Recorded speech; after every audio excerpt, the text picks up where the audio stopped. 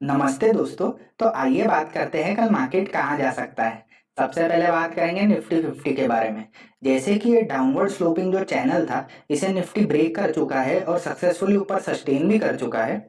अब हो क्या रहा है, मार्केट एक ही साइड पे दोस्तों मूव करते जा रहा है। अगर आप गौर से देखेंगे तो एक दो तीन चार पाँच छः, छह सेशन कंटिन्यूस निफ्टी एक डायरेक्शन में मूव किया है, which is a positive sign कि चेंज तो हुआ है। बट जब कोई भी चीज एक्सट्रीम होती है ना मार्केट में, जैसे मार्केट या तो बहुत ज्यादा बेरिश हो रहा हो या बहुत ज्यादा बुलिश हो रहा हो, तो एक पॉइंट के बाद या तो उसमें एक करेक्शन आता है या तो मार्केट रिवर्स कर जाता है। जैसे फॉर एग्जांपल अगर आप यहाँ देखेंगे तो एक दो तीन चार पाँच छः सात आठ, आठ कैंडल जब लगातार एक तरफ बनी ना, तो चांसेस हाई होते जाते हैं कि एक बुलिश दिन आगे आने वाला है। भले मार्केट ऊपर की तरफ रैली नहीं करे, बट या तो मार्केट कंसोलिडेट करेगा एक मूव के बाद ताकि फिर से एक नया लेग नीचे की तरफ लगा सके, या तो मार्केट रिवर्स कर जाएगा।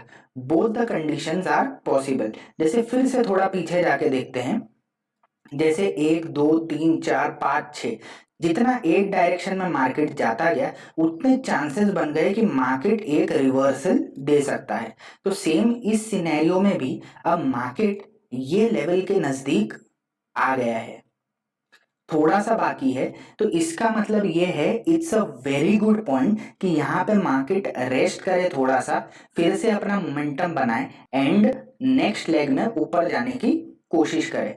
अब बात करें निफ्टी 500 की, तो निफ्टी 500 में भी सेम चीज हुई है कि सिंस वो कंटिन्यूस ट्रेंड लाइन को ब्रेक करने के बाद एक डायरेक्शन में जा रहा है, और ये जो सेकंड ट्रेंड लाइन थी, जो बिगर वाली ट्रेंड लाइन थी, इसके नजदीक पहुंचते जा रहा है।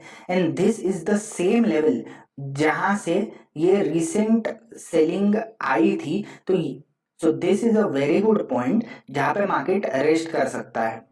अब बात करें स्मॉल कैप इंडेक्स की, तो स्मॉल कैप इंडेक्स में भी सेम चीज है। स्मॉल कैप में अभी थोड़ा मूवमेंट और आ सकता है, ऑल्दो स्मॉल कैप पहले से थोड़ा सा है ना स्लो होता हुआ दिखाई दे रहा है, बट स्मॉल कैप में अभी भी रूम है कि वो ऊपर की तरफ बढ़ सकता है टुवर्ड 17,000 एंड 17,200 लेवल, क्योंकि उसका जो रीसेंट पॉइंट है ना वो अभी भी दूर है जहां से सेलिंग आई है। मतलब यहाँ से सप्लाई आ सकती है, तो अभी भी इसके पास चांस है कि थोड़ा सा और बुलिशनेस दिखाए। प्लस स्मॉल कैप में कैसा है कि बीच में है ना यहाँ पे एक छोटा सा पॉज ले चुका है, एज कंपेयर टू अगर हम बात करें निफ्टी 500 की, तो इसमें पॉज ही नहीं लिया है दोस्तों।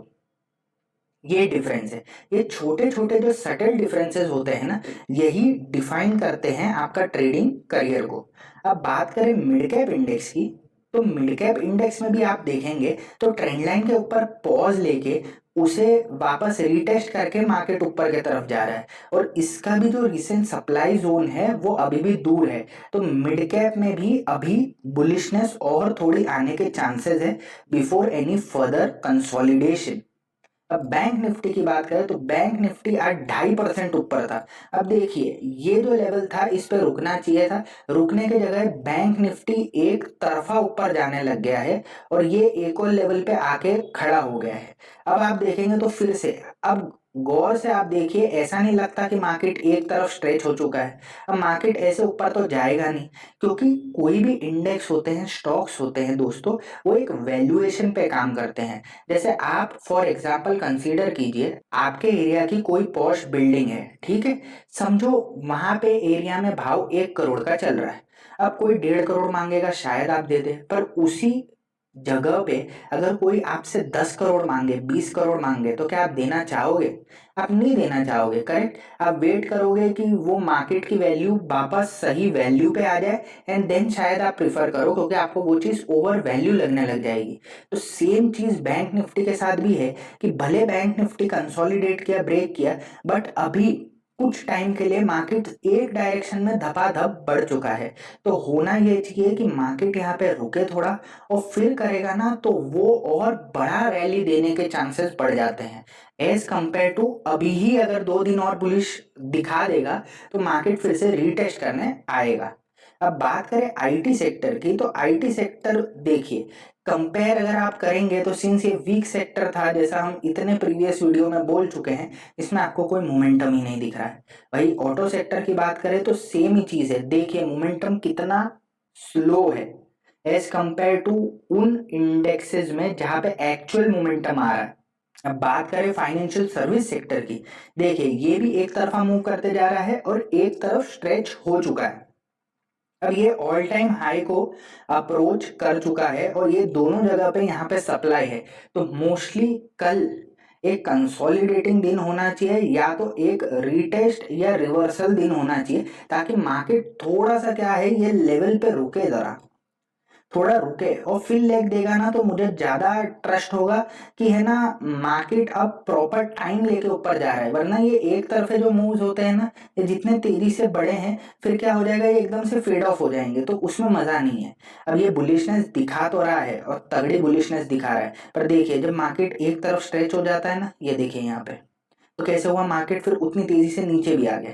तो ये नहीं होना चाहिए, इसलिए जरूरी है मार्केट थोड़ा पॉज ले, रेस्ट करे एंड देन अपना नेक्स्ट लेग ऊपर के तरफ मारे। अब एफएमसीजी सेक्टर की बात करें तो सेम चीज देखिए, एफएमसीजी इतना वीक है कि बुलिशनेस ही नहीं दिख रही है। मेटल सेक्टर की बात करें तो मेटल सेक्टर भी बुलिश है, but as compare to other, जब इसने भी ब्रेक किया मतलब मेटल सेक्टर भी अपना बेस तो बना चुका है, कंसोलिडेट करके ब्रेक भी कर चुका है और उसका जो रिसेंट सप्लाई है वो भी अभी ऊपर है। तो मेटल में भी अभी और बुलिशनेस दिख सकती है। अब बात करते हैं फार्मा सेक्टर की, तो फार्मा सेक्टर में भी आप देखेंगे तो कहीं ना कहीं बुलिशनेस दिख रही है, ऑल्दो हायर लेवल पे सप्लाई अभी भी पेंडिंग है। तो फार्मा सेक्टर कितना ऊपर जा सकता है उसके चांसेस भी थोड़े से हैं तो सही, बट जब आपके पास इतने अच्छे इंडेक्सेस दिख रहे हैं तो आप फिर ऐसे इंडेक्सेस प्रिफर क्यों करना चाहते हैं। फाइनली बात करें रियल्टी सेक्टर की, तो देखिए रियल्टी में भी सेलिंग इतनी है कि कोई खास बुलिशनेस दिख नहीं रही है। अब बात करते हैं एडवांस डिक्लाइन रेशियो की, तो निफ्टी 50 की बात करें तो first of all greens and shades of green represent bullishness, Gray means neutral and red and shades of red means bearishness. Nifty 50 देखेंगे मोस्टली पॉजिटिव क्लोज किया है, 42 शेयर्स पॉजिटिवली क्लोज किए हैं, which is a good sign कि Nifty bullish phase में है। अब ये टेम्पररी रैली है कि ये बुल मार्केट में तब्दील होता है, ये एक अच्छे करेक्शन के बाद ही पता चलेगा, क्योंकि अभी तो खड़े एक डायरेक्शन में ही जा रहा है। निफ्टी बैंक की बात करें सेम यहाँ पे भी है, 11 आउट ऑफ 12 निफ्टी बैंक के जो स्टॉक्स है वो बुलिश क्लोज की हैं, which is very good sign. Mid cap 100 की बात करें तो मिड कैप 100 भी प्रॉपरली बुलिशनेस दिखा रहा है, शेयर ऊपर की तरफ जा रहे हैं, although majority of the shares अभी भी 200 ईएमए के आसपास ही लहरा रहे हैं। बट अच्छी बात है कि अगर ये यहाँ पे बेस बनाते हैं, पहले थोड़े बुलिशनेस आए, बेस बनाए एंड देन ब्रेकआउट करें, तो बहुत सारे शेयर्स अच्छे मिल सकते हैं। स्मॉल कैप 100 की बात करें, सेम स्मॉल कैप 100 के साथ भी है, बुलिशनेस क्लियरली शो कर रहा है। फाइनली अगर बात करें यूएस मार्केट की, तो देखिए यूएस मार्केट को कैसे होल्ड करना पड़ रहा है, क्योंकि उसने एक क्रूशियल सपोर्ट को ब्रेक कर दिया। अब ये होल्ड कर रहा है, कंसोलिडेट कर रहा है, बहुत अच्छी बात है। अगर इसको ब्रेक करता है then we can see an upside rally.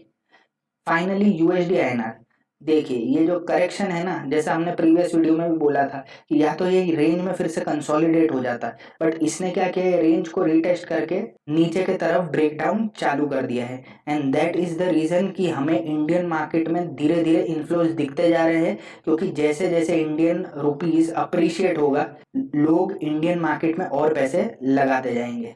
अब अगर यूएसडी आईएनआर का बेस देखा जाए तो ये बेस था, इस बेस को भी तोड़ चुका है। अगर इसको किसी तरह अगर होल्ड कर ले तो बात अलग है, जो हमें दिख जाना चाहिए आजकल में। और अगर इसको होल्ड नहीं किया तो और 1-1.5 रुपए नीचे आ सकता है, विच इज गुड साइन कि हमारा मार्केट और बुलिशनेस दिखाने के लिए रेडी है। तो आज के लिए बस इतना ही, थैंक यू।